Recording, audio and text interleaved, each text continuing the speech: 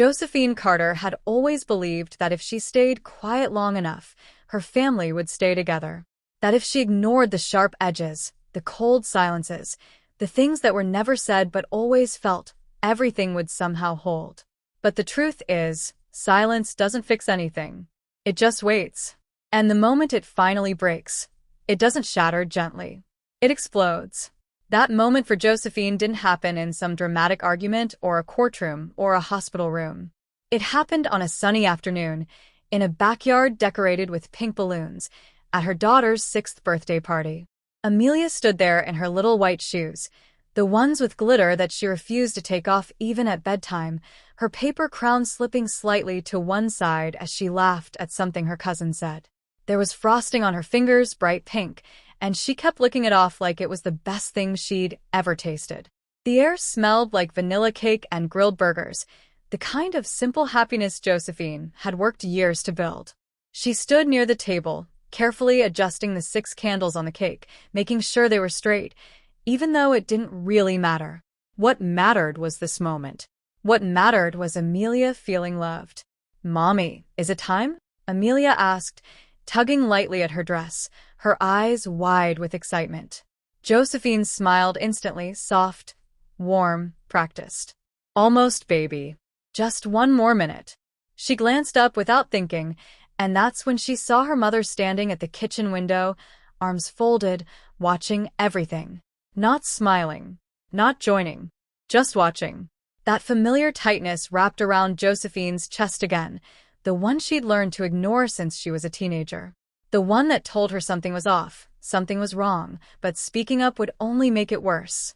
Across the yard, her father, Harold Carter, stood near the grill, laughing loudly with a group of neighbors, his voice carrying across the entire space like it always did.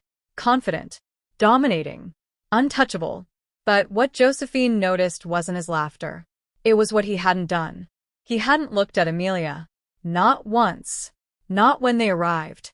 Not when she ran up to him, shy but hopeful, saying, "Hi, Grandpa."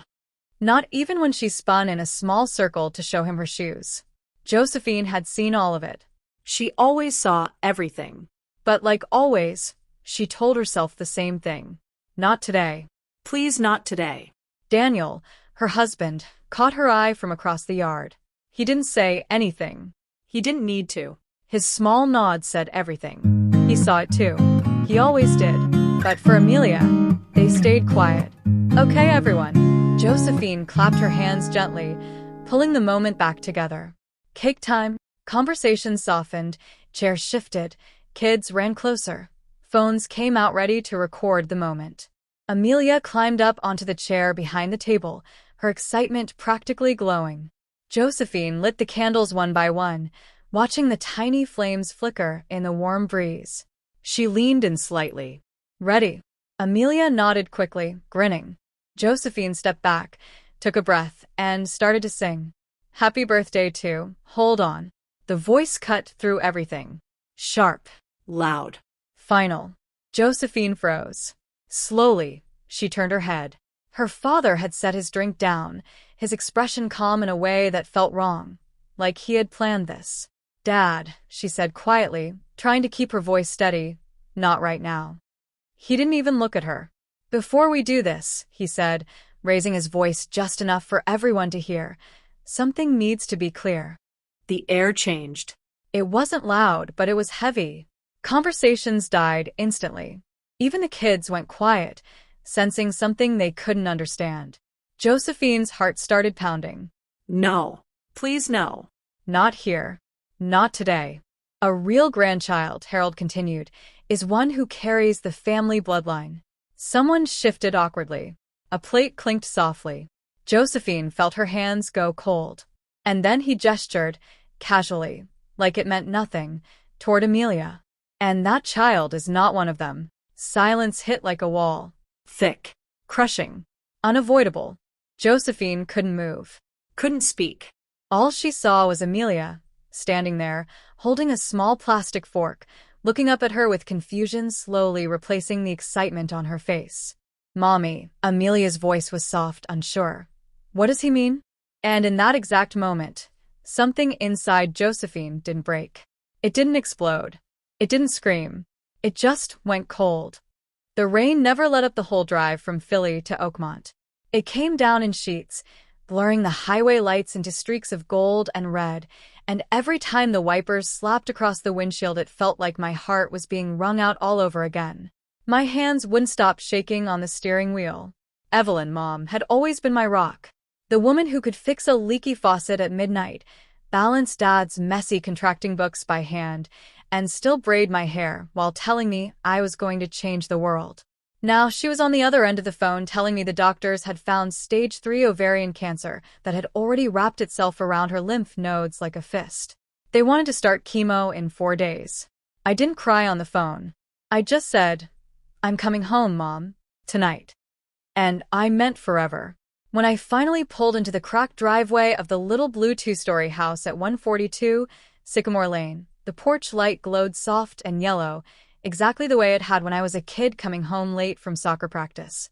Mom was standing in the doorway in her faded lavender robe, one hand clutching the frame like the house itself was holding her up. The October air smelled of wet leaves and wood smoke from the neighbor's chimney. I stepped out of the car, rain soaking my hoodie, and she opened her arms without a single word. I walked straight into them. She felt so small, bones and skin and that same vanilla lotion she'd worn since I was 6, but underneath it was the sharp hospital smell of antiseptic and fear. "Josephine," she whispered against my hair, voice cracking like thin ice, "you didn't have to drop your whole life for this." I held her tighter.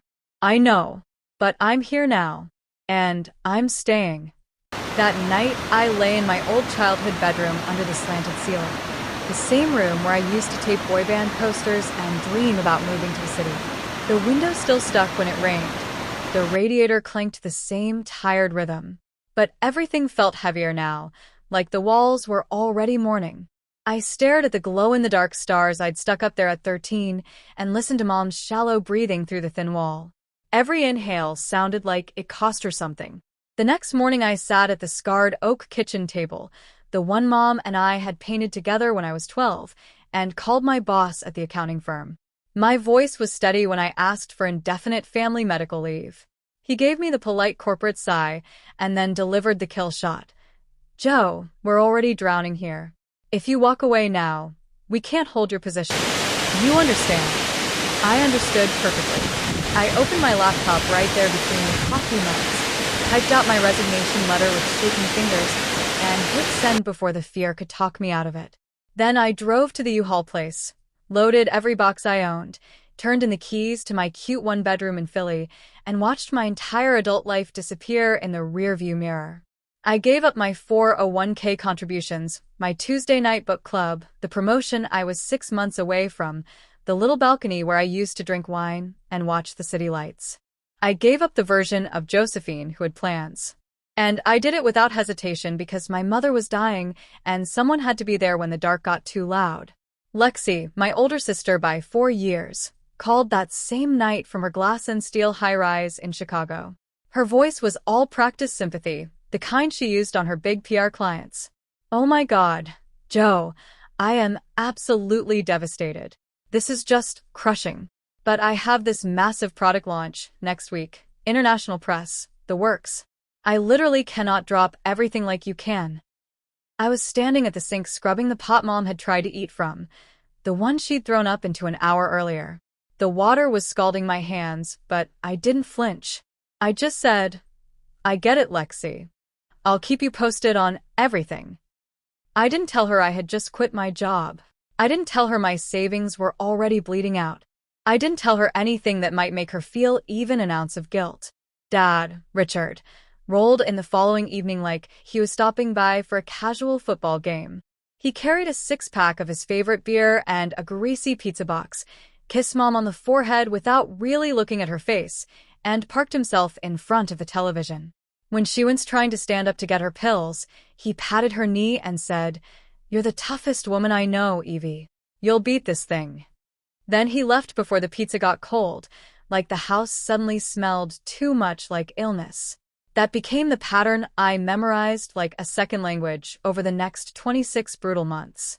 Lexi would call every Sunday for exactly 11 minutes, Never a second more. Her voice bright and busy, talking about her latest campaign or the new sushi place she and her husband had discovered.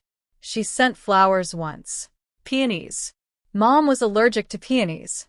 I threw them in the trash before Mom ever saw the card. Dad showed up twice a week like clockwork, sat in the same recliner, watched cable news at full volume, and complained about how expensive everything is these days, while I quietly paid the mounting co-pays out of my own emptying accounts. Meanwhile, I learned how to flush a PICC line at 2 in the morning. I learned the exact angle Mom needed her pillows so the nausea wouldn't win. I learned the sound of her breathing when the pain meds were wearing off, and the sound when the fear crept in instead. I sold my car to cover the supplement's insurance called elective. I cashed out my Roth IRA and took the penalty hit. I slept on a lumpy pull-out couch in the hallway so I could hear her if she called out in the night. And every single time I felt myself cracking, I would remember the way Mom had looked at me that first night, eyes shining with something fiercer than gratitude. She saw me. She really saw me. But the house was watching too. The locked filing cabinet in her closet. The silver Lexus that would pull out of the driveway right after she sent me on those long errands to the pharmacy in the next town over. The quiet, knowing smiles she gave me when she thought I wasn't looking. I didn't understand any of it yet, but I was about to. Josephine didn't explain what she meant by fix it that night. She didn't need to. The way she said it told Daniel everything. There was no anger in her voice. No shaking. No hesitation. Just clarity. The kind that comes when something inside you finally settles into place. After Amelia fell asleep, still wearing her birthday crown tilted over one eye, Josephine went downstairs, poured herself a glass of water she didn't drink, and opened her laptop at the kitchen table. The house was quiet except for the soft hum of the refrigerator and the ticking clock on the wall. She clicked into a folder she hadn't opened in over a year. The name was simple. Loan Agreement 2021. For a moment, her fingers hovered over the trackpad. Not because she was unsure, but because she already knew what she was about to find. The documents opened one by one. The promissory note. The signatures. Her father's bold and confident. Her mother's smaller, hesitant. Her own, steady. Then the payment log. A clean record of every transaction for 3 years. On time. Consistent. Predictable. Until it wasn't. The last 2 entries were blank. 2 missed payments. Back to back. Josephine leaned back in her chair, her mind already moving faster than her body. She didn't feel emotional about it. That part had been burned out earlier that afternoon in the backyard. This was different. This was numbers. Agreements. Terms that didn't care about feelings. She scrolled down slowly, stopping at the clause she remembered almost word for word. 2 consecutive missed payments would trigger full balance acceleration. 90 days to cure. After that, enforcement. Standard. Legal. Clean. She closed the document, opened her email, and typed one name. Marcus Hale. He had been her colleague once. Now, a contract attorney. The kind who didn't overcomplicate things and didn't hesitate when lines were crossed. Need to meet. Urgent. Have documents. She hit send. He replied in less than 5 minutes. Tomorrow. 8 a.m. Bring everything. Josephine closed the laptop and finally took a sip of water. It tasted like nothing. Sunday morning, the coffee shop was nearly empty. Marcus was already there, sleeves rolled up, a notebook open in front of him. He didn't waste time with small talk. Tell me what happened. Josephine did. Not every detail. Just enough. The party. The statement. The silence. Marcus didn't interrupt. When she finished, he nodded once and pulled the documents closer. He read carefully, flipping pages, checking dates, scanning signatures. You've got a clean default, he said simply. 2 missed payments. No dispute there. He tapped the paper lightly. This clause gives you leverage. Josephine folded her hands around her coffee cup, though she hadn't taken a sip. What are my options? Marcus leaned back slightly. You can extend them time. Quietly fix it. Pretend it didn't happen. He paused. Or you can send a formal notice of default. Give them a deadline. Another pause. Longer this time. Or you can accelerate the full balance and move toward foreclosure if they don't respond. The word hung in the air. Heavy. Final. Josephine didn't react. Not visibly. If I choose the last option? She asked. Marcus met her eyes directly. Then this stops being a family situation and becomes a legal one. Silence settled between them. Josephine thought about Amelia in the car, asking if she was real. Thought about the way no one had said anything to defend her. Not even once. It already is, she said quietly. Marcus studied her for a moment, then nodded again. All right. I'll draft the notice today. Josephine exhaled slowly, not in relief, but in acceptance. There was no going back after this. And the truth was, she wasn't looking for a way back anymore. Monday morning didn't feel different, and that was the strangest part. The sun still rose the same way, soft light spilling through the blinds as Josephine got Amelia ready for school. Breakfast was pancakes shaped like little hearts, something she had promised days ago, and refused to cancel. Amelia laughed when one came out uneven, calling it a broken heart pancake, and Josephine smiled like everything was fine. Because to her daughter, it had to be. But underneath that calm surface, something had already shifted permanently. By 9:12 a.m., while sitting at her desk surrounded by spreadsheets and client files, Josephine's phone buzzed once. A message from Marcus. Notice sent. Certified. Expected delivery Wednesday. She read it, locked her phone, and continued working like nothing had happened. Meetings came and went. Numbers were approved. Emails were answered. On the outside, she was the same composed professional she had always been. On the inside, she felt something unfamiliar settle into place. Not anger, not even satisfaction, just control. Wednesday afternoon, the first crack came. Her phone rang twice before she picked up. Josephine, what is this? Her mother's voice came through, shaky, breath uneven. Josephine leaned back slightly in her chair. A notice, she replied calmly. A legal one. Your father is furious, her mother continued, ignoring the explanation. He says you've gone too far. Josephine let a small pause sit between them. Did he say my daughter's name? Silence. That same silence. It answered everything. Mom, Josephine continued, her voice still level. This isn't about feelings anymore. It's about an agreement. He didn't mean what he said, her mother whispered. Josephine closed her eyes for half a second, then opened them again. He said it in front of a 6-year-old. Another silence. Heavier this time. You're going to take our house? Her mother asked, the words trembling now.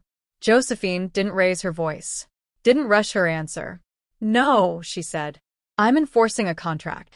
The difference mattered. Even if they refused to see it. That evening, when Josephine got home, Daniel was already there, leaning against the kitchen counter. He looked at her carefully. It started. She nodded once. They got the notice. He didn't ask anything else. He didn't need to.